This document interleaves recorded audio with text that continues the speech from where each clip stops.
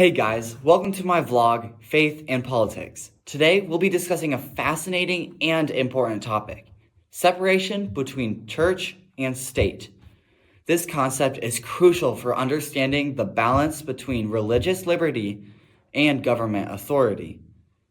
The separation between church and state is a principle that ensures the government remains neutral in religious matters, allowing individuals to practice their faith freely without government interference.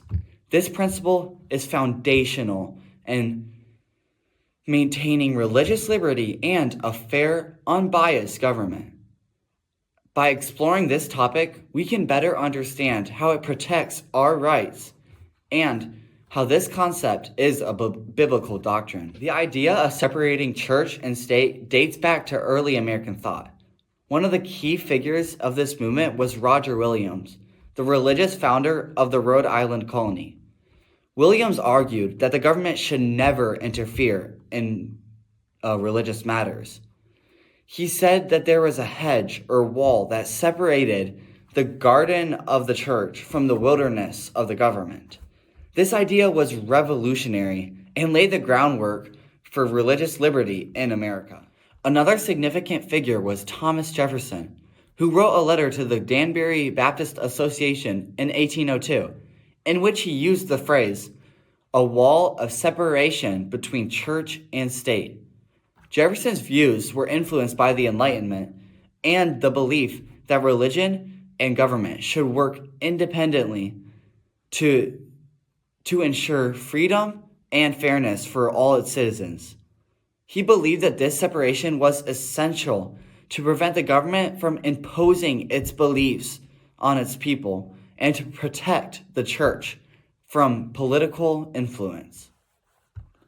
The legal foundation for this separation can be found in the First Amendment of the United States Constitution, which states, "Congress shall make no law respecting an establishment of religion or prohibiting the free exercise thereof." This clause, known as the Establishment Clause, prevents the government from favoring or establishing any religion, ensuring that all individuals have the right to practice their faith freely. This principle has been upheld in numerous Supreme Court cases, reinforcing the importance of the boundary between church and state. Now, let's explore how the Bible addresses the relationship between civil authority and religious life.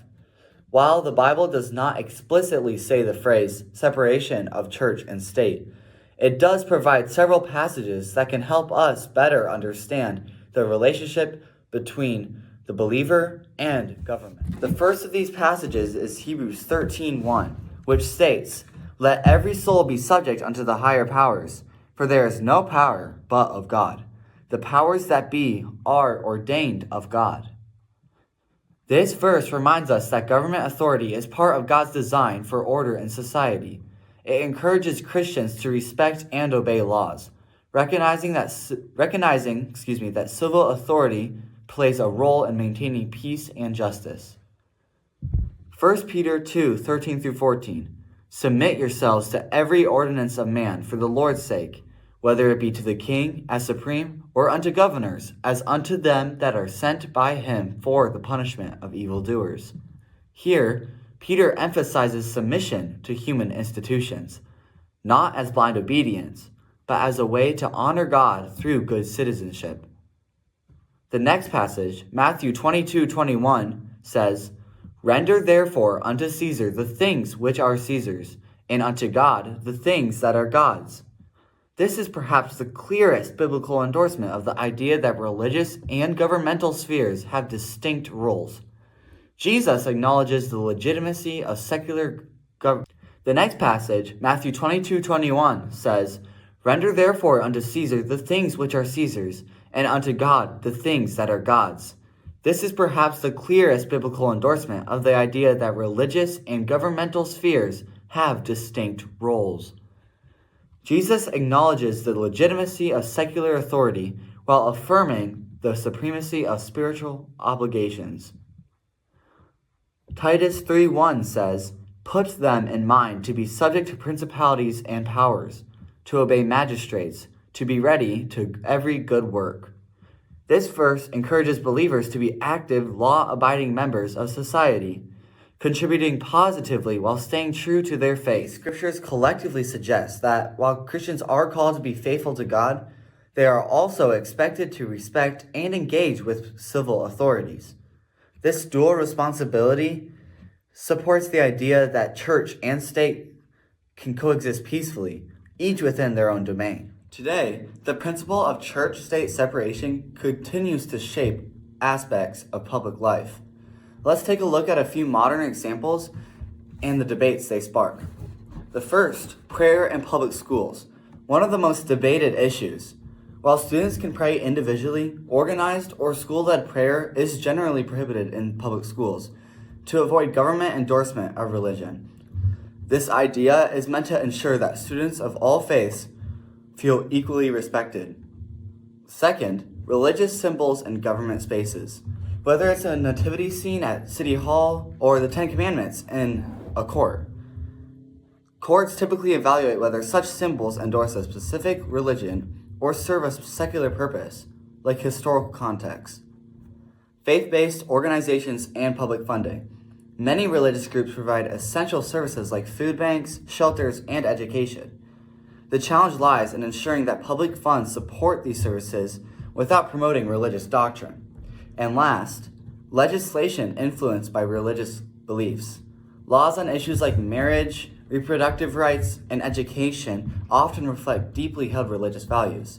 The key question is, how do we create laws that respect religious conviction without imposing them on others? These examples show that the separation of church and state isn't about removing religion from public life. It's about ensuring the government remains neutral, protecting everyone's right to believe as they choose. That said, as Christians, we must remain careful to never let the government's laws contradict what the Bible says. When that happens, we are to obey Christ, not our government. So, what does this mean for all of us today? The separation between church and state is not about hostility toward religion. It is about freedom, fairness, and justice. It protects religious institutions from government interference, and it ensures that government policies are made without religious bias. This balance allows people of all faiths to live together in society. As Christians, we are called to engage thoughtfully in both our faith and civic responsibilities. This might mean voting our values, advocating for justice, or just simply being kind and respectful to those with different beliefs. As Christians, we are called to be the salt and light of the world. Christ instructs us to go ye into all the world and preach the gospel. Also, we are to obey God first. If the government passes a law that contradicts the Bible, we are not to obey that law, but the Bible, for that is our utmost priority. I'd love to hear your thoughts. Do you think that this principle of separation between church and state is being upheld today? Have you seen any instances where it hasn't been? Drop your comments down below, and please like, share, and subscribe this video if you found the episode insightful. Thanks for watching, and I'll see you next time.